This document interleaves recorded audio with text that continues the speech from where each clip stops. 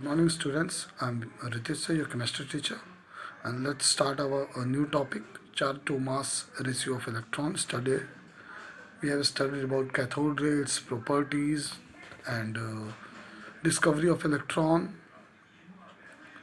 Now let's start our topic: charge to mass ratio of electron. Thomson, after discovery of cathode ray, Thomson then tried to calculate charge by mass ratio by applying electric and magnetic field perpendicular to each other. Your setup is this. This is your setup. Here you can see that is magnetic field, and here is your electric field. That blue and yellow plates indicate electric field, and that is your magnet. Cathode, anode. So this cathode and anode, and this is your whole setup, the apparatus to determine the charge to mass ratio of electron. Here what happened, what he apply electric and magnetic field perpendicular to each other, and he observed that amount of electron deviated from path on depends on three main factors.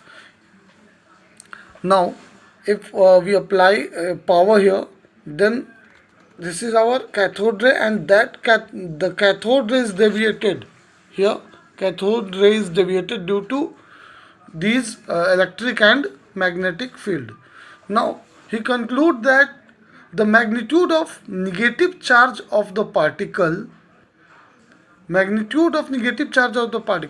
the negative charge, more will be deviation. First is conclusion.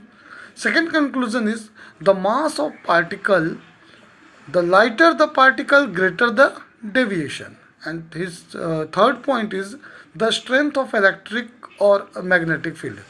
Strong the field, strong the deviation. What it means, इन्होंने अपने experiment में 3 conclusion निकाले.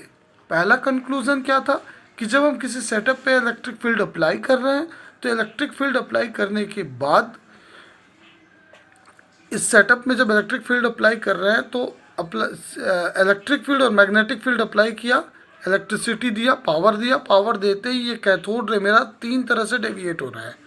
ये 1 A B C, ये 3 points हैं. ये मेरा एक फ्लोरेसेंट स्क्रीन है जिसके ऊपर मेटल जैसे ही वो इलेक्ट्रॉन जैसे ही हिट करेगा वो ग्लो करेगा, स्पार्किंग शो करता है. तो इन्होंने फर्स्ट चीज़ जो है वो ये पता किया था कि क्या होता है मैग्नेटिक, ये जो निगेटिव चार्ज होता है उससे क्या फ़र्क पड़ता है. तो जितना ज़्यादा निगेटिव चार्ज होगा उतना ज़्यादा डेविएशन होगा. इसका मतलब जितना निगेटिव चार्ज होगा उतना ज़्यादा डेविएशन होगा. दूसरी बात कि मास ऑफ पार्टिकल, अगर पार्टिकल लाइटर होंगे तो जाहिर सी बात है हल्के पार्टिकल होंगे तो ज़्यादा से ज़्यादा डेविएशन फील करेंगे. तीसरी चीज़ इन्होंने जो पता करा वो ये था कि ये मैग्नेटिक फील्ड, तो मैग्नेटिक फील्ड अगर हाई अप्लाई करेंगे तो जाहिर सी बात है डेविएशन भी हाई होगा. तो कुल मिला के इस सेटअप में उन्होंने ये देखा कि इसके ये जो इलेक्ट्रोड्स है, इलेक्ट्रोड का मटेरियल चेंज करने से इस कैथोड की प्रॉपर्टी में कोई चेंज नहीं आ रहा था.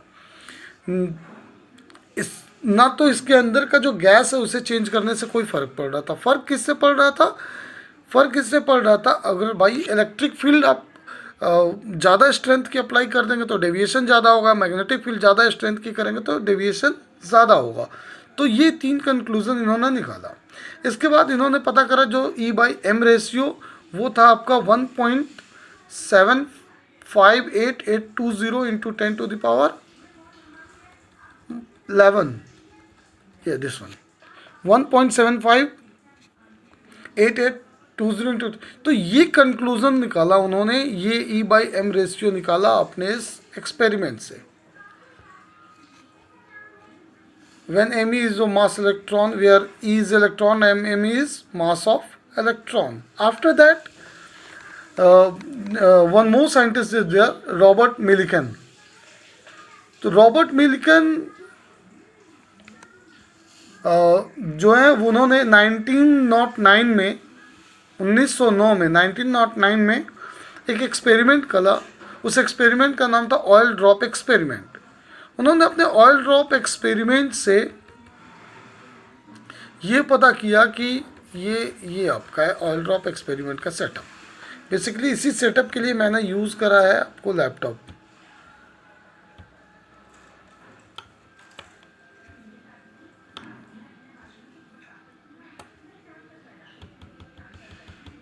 Look at this setup. It's a setup for Millikan oil drop experiment. Here, this container is a transparent electric condenser, and in this transparent electric condenser, there are two plates. These are metallic plates.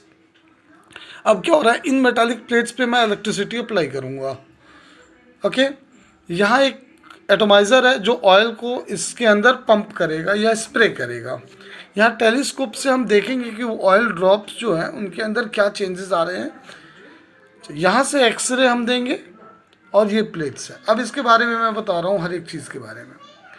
इसमें atomiser है to spray oil, x ray gives high energy radiation to ionise the ionise gas, जो इसके अंदर gas होगा उसे ionise करने के लिए। अब आयोनाइज करने से क्या होगा, आयोनाइज करने से क्या होगा, जो ऑयल ड्रॉप गिर रहा होगा उस ऑयल ड्रॉप से इलेक्ट्रॉन सेपरेट हो जाएगा और उस सेपरेट हुए इलेक्ट्रॉन का ही हम कैलकुलेशन देख रहे हैं। तो इससे क्या हुआ, जैसे ही यहाँ से स्प्रे किया ऑयल, यहाँ पे हमने ये जो होल है इसे हम कंट्रोल कर सकते हैं। इस होल के थ्रू इधर से ऑयल ड्रॉप होना स्टार्ट हो गया। जब ऑयल ड्रॉप होना स्टार्ट हुआ तो 1 बाय 1 ऑयल ड्रॉप होने लगा। यहाँ दो चीज़ें वर्क कर रही हैं, एक मेरा ग्रेविटेशनल फोर्स जो इस ऑयल को नीचे डाउनवर्ड खींच रहा है, दूसरा इलेक्ट्रिक फील्ड जो इसके परपेंडिकुलर लगा हुआ है। यहाँ इलेक्ट्रिक फील्ड अप्लाई किया है बैटरी से, ये वाला ऊपर वाला प्लेट पॉजिटिव होता है, नीचे वाला प्लेट निगेटिव होता है। यहाँ जब हम इलेक्ट्रिक फील्ड अप्लाई किए हैं तो जिसकी वजह से क्या होता है कि वहाँ एक इलेक्ट्रिक फील्ड होता है और वो ऑयल को क्या करता है, किसी और डायरेक्शन में ले जाता है, डेविएट करता है। फिर हम दोनों का सेटअप ऐसा बनाते हैं कि ये मेरा ऑयल ड्रॉप जो है वो इलेक्ट्रिक फील्ड और ग्रेविटी दोनों फील्ड की स्ट्रेंथ इक्वल हो जाए, ताकि ये ऑयल ड्रॉप मेरा यहीं का यहीं स्टैटिक हो जाए।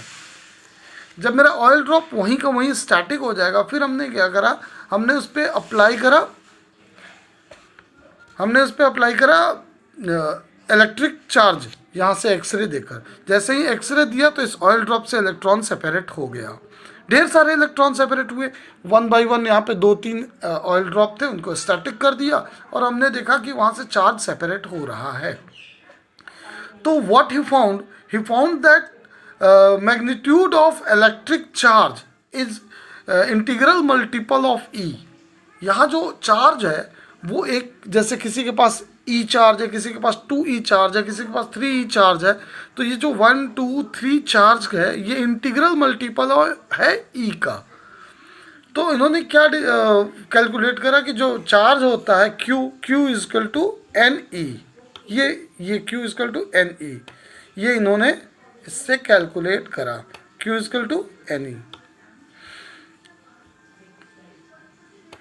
तो इसका मतलब ये हुआ कि मेरा जो चार्ज है, charge by mass ratio, and then he calculated the charge on electron that is 1.6022 into 10⁻⁻19 coulomb. J Thomson के एक्सपेरिमेंट से हमें ये पता था E/m रेशियो 1.758820 इंटू 10⁻11 है। अब हमें क्या मिल गया, चार्ज भी मिल गया। तो पहले E/m रेशियो पता था, अब हमारा E भी पता हो गया। इससे हम क्या किए, m is equal to E/m करके हमने निकाल दिया मास कितना हो सकता है किसी इलेक्ट्रॉन का। तो इस एक्सपेरिमेंट से हमें क्लियर हुआ कि किसी इलेक्ट्रॉन का मास कितना हो सकता है।